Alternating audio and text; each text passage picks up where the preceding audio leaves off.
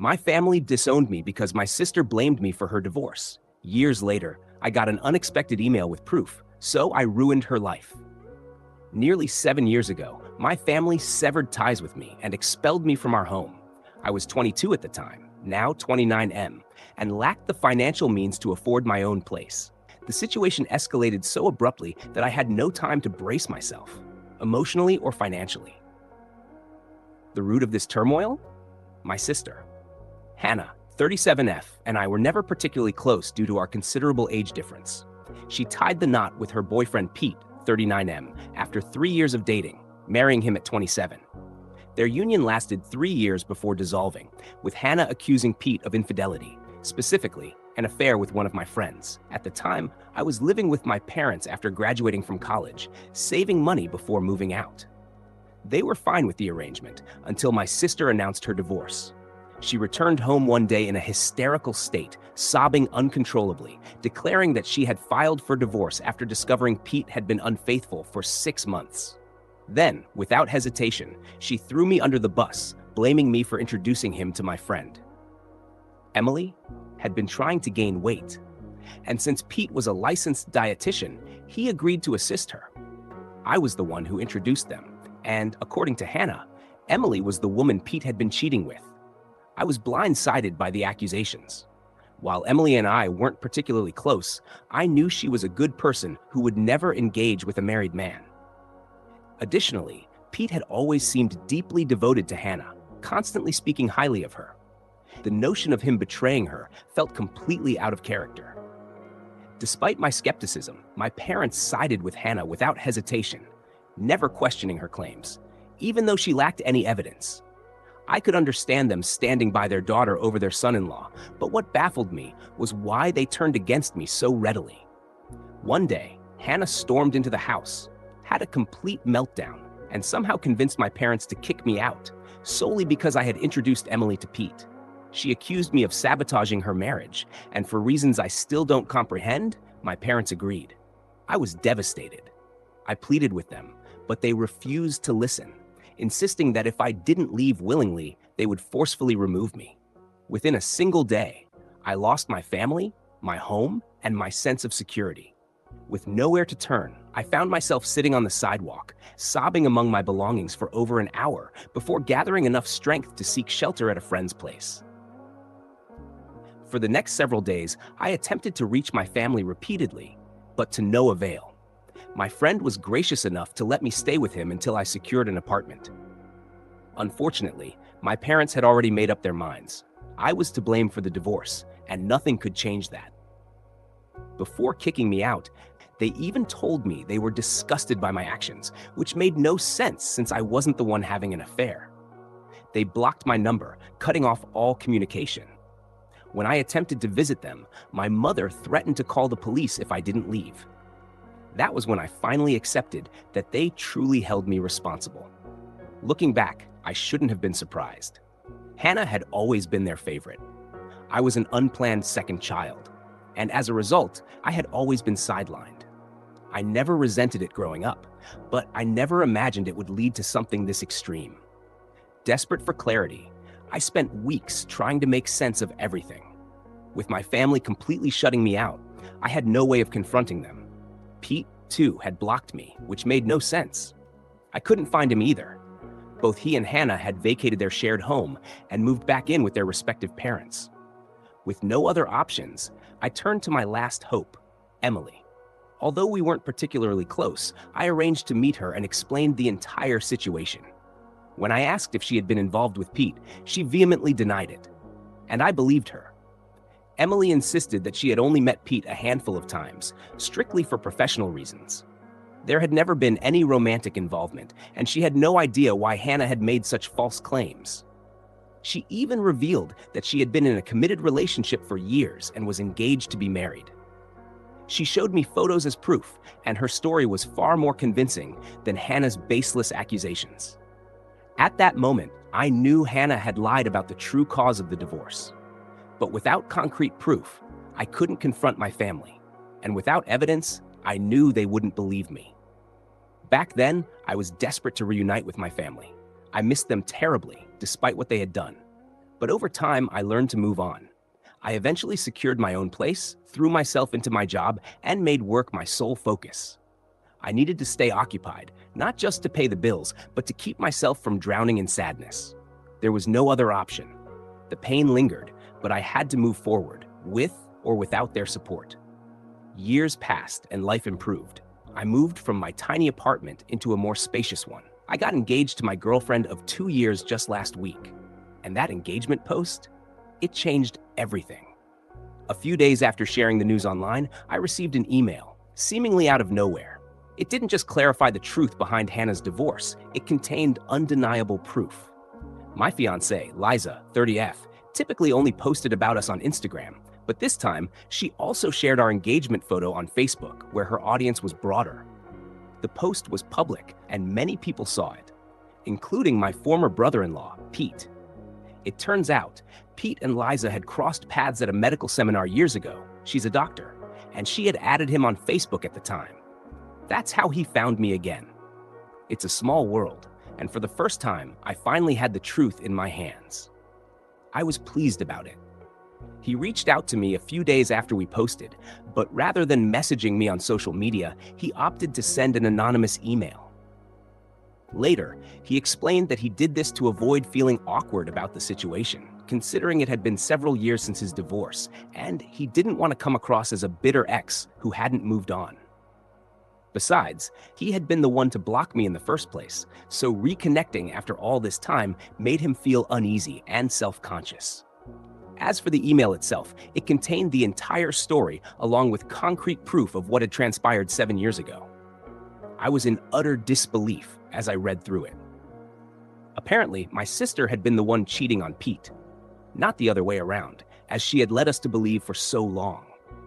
Not only was that a blatant lie, but what made it even more shocking was the fact that she had been unfaithful with one of my own friends, the very same accusation she had thrown at Pete. My friend Frank, a 28-year-old cashier at the grocery store near Hannah's house at the time, had been involved with her. I never would have connected the dots myself, as I had never seen them together. I suppose they had done a good job keeping it under wraps, but not good enough to keep Pete from finding out. When confronted, Hannah had the audacity to blame me, claiming that I had introduced her to Frank and even told her about his aspirations as a singer, since she was a talented vocalist herself.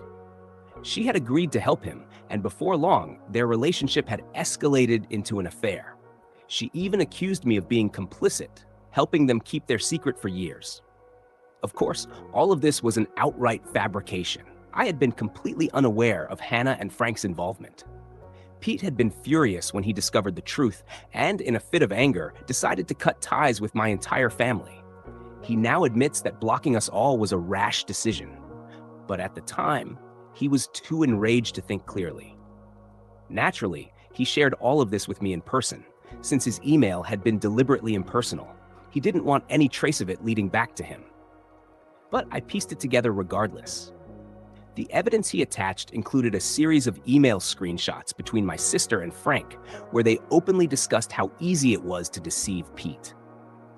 The messages were filled with confessions of love and detailed plans about their next rendezvous.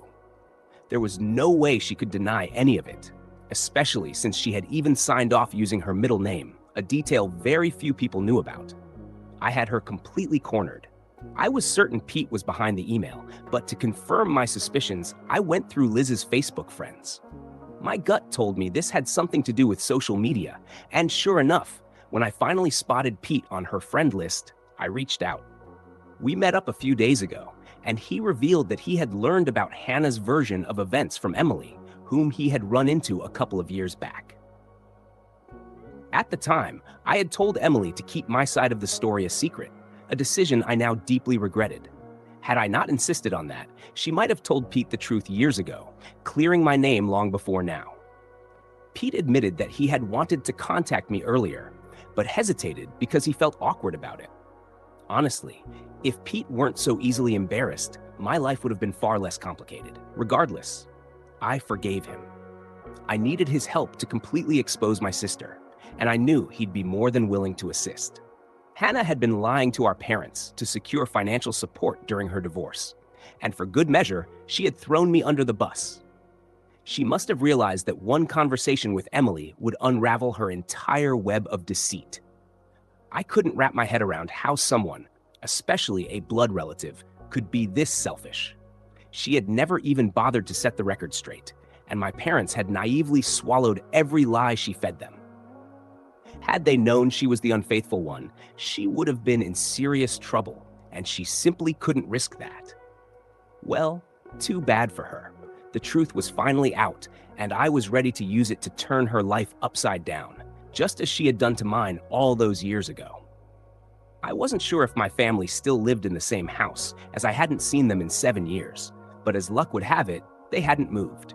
I verified this with an old neighbor before showing up, and to my satisfaction, Hannah was still living there too. That didn't surprise me in the least. She had always been lazy and despised doing anything for herself. If given the chance to live with our aging parents and let them handle everything for her, she would take full advantage of it. 2 days ago, Pete and I arrived unannounced at their house. My mother opened the door, and before she had time to process what was happening, we stepped inside. My father and Hannah were in the living room, and for a brief moment, we were one big, happy family again. But that moment didn't last long. Their expressions darkened the second they saw us. My father immediately became hostile, threatening to call the police if we didn't leave. I shot back, telling him he was free to do as he pleased, but only after he read the documents we had brought. My parents looked bewildered, but Hannah turned pale. She quickly excused herself, trying to retreat to her room. I figured she was attempting to escape, but there was no point. She had nowhere to hide from the truth. Pete laid out the divorce papers and the incriminating emails, while I explained the real story.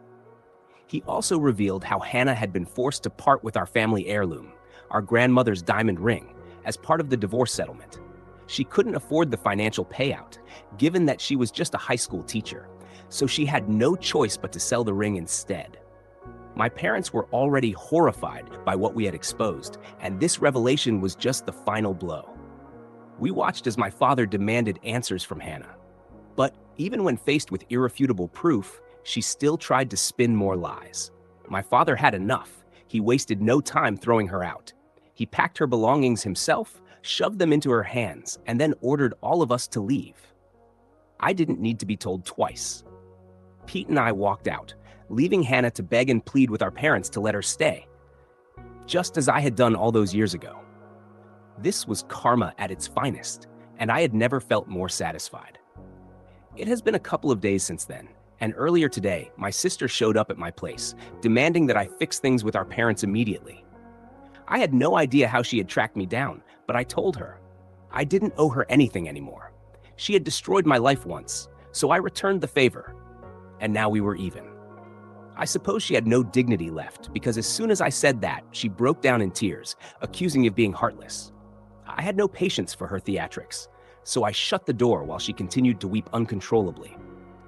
I simply put on my headphones and drowned out the noise with music while Liza, my fiancée, worked in her study so we wouldn't be disturbed. After some time, Hannah finally left, but not before leaving a message scrawled on my door with a marker, labeling me a vengeful monster. Honestly, I don't regret my actions at all and feel no remorse. But somehow, Hannah is convinced that I'm the villain in this situation. All I did was return the treatment she had subjected me to years ago, except I told the truth, while she did nothing but fabricate lies and throw me under the bus. So what do you all think? Am I wrong for ruining my sister's life and getting her kicked out 7 years after she falsely accused me and destroyed my reputation? Update 1. Even though it has been a week since she was thrown out, Hannah is still pestering me. I finally had to threaten her with the possibility of police involvement after she called me for the 14th time today. Only then did she stop. I have no idea how she even managed to find my phone number and address, but honestly, I couldn't care less. She's attempting to make me feel sorry for her, claiming that a teacher's salary isn't enough to support her. But I don't buy it. I think she's just upset that she actually has to find a place to live and pay for her own rent, utilities, and groceries now that our parents have turned their backs on her. I have no sympathy. And before you ask, yes, I have blocked her number multiple times, but it seems she's having her friends add me to group calls, so it's pointless. As for my parents, they are just as bad, if not worse, than Hannah. They found me on Facebook and saw the post about my engagement. Now, suddenly, they want to be part of my life again and have even expressed interest in attending my wedding. They haven't apologized, yet they somehow expect an invitation to what is supposed to be one of the most important days of my life. I don't know where they find the audacity, but I've stopped entertaining their nonsense. Liza and I had a good laugh reading their messages because there's no way they are actually serious. Update 2. Hannah showed up at my house again, despite my warning that I would report her for harassment. I was on my way to work when she threw herself across the hood of my car and refused to move until I spoke to her. It was beyond frustrating, so this time I actually called the police. She screamed and cried, trying to paint me as the villain, but thankfully, no one fell for her act. It took a bit of time to file a report against her, but as soon as I finished, I left for work. I refused to let this nonsense ruin my day. I knew my parents would bail her out anyway, and sure enough, I was right. After getting her out, they sent me a long-winded message about how I was being too harsh over an honest mistake they made nearly a decade ago. That was laughable, because nothing they did to me was either accidental or innocent. They were fully aware of their cruelty, yet that didn't stop them from tossing me out on the street, knowing I had nowhere else to go. Now that the tables have turned, I see no reason to be merciful. I replied to my parents, making it clear that they lost the right to dictate my actions years ago, so they should stop deluding themselves. I haven't blocked them yet. I've been too busy to check my messages, but I will soon. Hopefully, that will be the end of it. Update 3. I just got home from work and checked my social media, only to find another long message from my parents. Lisa and I read through it together, and I swear, it was the most ridiculous thing I've ever seen. They're still clinging to the belief that we're a family. They even told me they had taken Hannah back in and decided that both of their children deserve a second chance, as if I had ever done anything wrong in the first place. After taking her back, they also had the nerve to invite Liza and me over for dinner, hoping to resolve our differences before the wedding. Bold of them to assume I'd even want them at my wedding.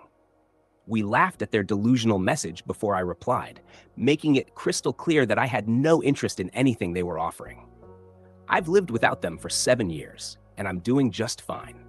They proved to me long ago that I was better off without them, and for that, I'm actually grateful. I don't need them. I don't want their so-called forgiveness. They can go ahead and continue their fake little happy family charade with my sister. It makes no difference to me. With that final message, I blocked them once and for all. I was done. I was out. I'm sure they'll try to reach me again one way or another, but too bad for them. I'm not playing this game anymore. Liza is the only family I need, and I'm perfectly happy with just her. My parents and sister have always been incapable of thinking about anyone but themselves, and I doubt that will ever change. So if they ever try to contact me again, they won't be speaking to me. They'll be speaking to my lawyer. And that's a promise.